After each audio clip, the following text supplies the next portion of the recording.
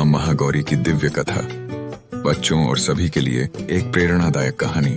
बहुत समय पहले की बात है। पहाड़ों के बीच, जहाँ चारों ओर बर्फ ही बर्फ थी, एक छोटी सी कन्या तप कर रही थी। उसका नाम था पार्वती। वह कोई साधारण लड़की नहीं थी, बल्कि माँ दुर्गा का ही एक रूप थी। लेकिन इस जन्म में वह भगवान शिव को पति रूप में प्राप्त करना चाहती थी। पार्वती ने मन में ठान लिया, जब तक शिवजी मुझे स्वीकार नहीं करेंगे, मैं तप करती रहूंगी। चाहे धूप हो या बारिश, भूख हो या सर्दी, मैं नहीं रुकूंगी। और सच में उन्होंने वर्षों तक बर्फीले जंगलों में बैठकर कठोर तप किया। न खाने की चिंता, न सोने की, बस ध्यान और ध्यान। उनका तन धीरे धीरे काला पड़ने लगा, शरीर कमजोर हो गया, लेकिन उनका मन और नीयत पहले से भी ज्यादा मजबूत हो गई। देवता और ऋषि उन्हें देखकर दंग रह गए। इतनी छोटी सी कन्या और इतना कठोर तप। अंत में भगवान शिव भी उनके समर्पण से प्रसन्न हो गए। वे प्रकट हुए और बोले, हे पार्वती, तुम्हारी भक्ति ने मुझे प्रसन्न किया है। अब समय आ गया है कि तुम अपने असली रूप में लौट आओ। फिर क्या था?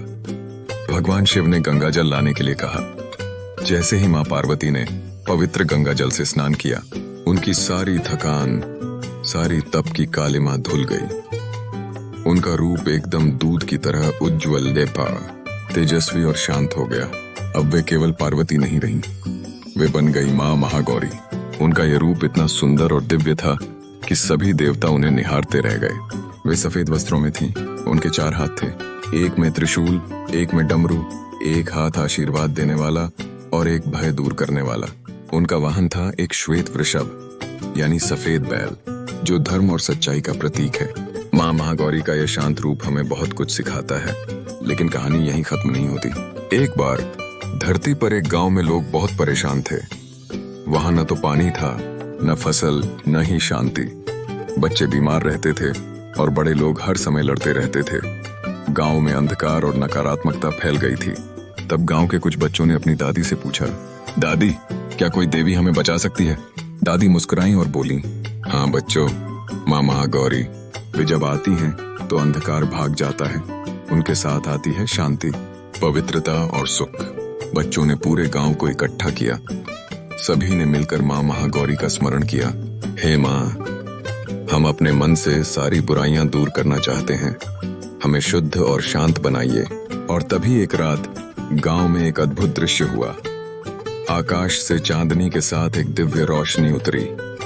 एक देवी श्वेत वस्त्रों में वृषभ पर सवार गांव में आई। उनका चेहरा चंद्रमा सा शांत और आंखों में करुणा की झलक थी। वे माँ महागौरी थीं। जैसे ही उन्होंने गांव में कदम रखा, सूखा खेत हरियाला हो गया, बीमार बच्चे मुस्कुराने लगे और लोगों के मन से गुस्सा और डर चला गया। गांव ने माँ की पूजा की और माँ ने उन्हें वरदान दिया, जब तक तुम सच्चे मन से ईश्वर को याद करोगे, एक दूसरे से प्रेम करोगे और अपने जीवन को पवित्र बनाओगे, तब तक तुम्हारे गांव में सुख, शांति और सुंदरता बनी रहेगी। कहानी से सीख, सच्ची भक्ति और तप से हर मुश्किल आसान हो सकती है। शांति, पवित्रता और सादगी ही जीवन का असली सौंदर्य है। जब हमारा मन साफ और नीयत सच्ची होती है, तो माँ महागौरी जैसी शक्तियाँ खुद हमारी मदद के लिए आ जाती हैं। इसलिए बच्चों, याद रखो, बाहरी सुंदरता से ज्यादा जरूरी होती है मन की सुंदरता। और जब हम मेहनत, भक्ति और सच्चाई के साथ आगे बढ़ते हैं, तो माँ महागौरी जैसे आशीर्वाद हमारे साथ हमेशा रहते हैं। जय माँ महागौरी।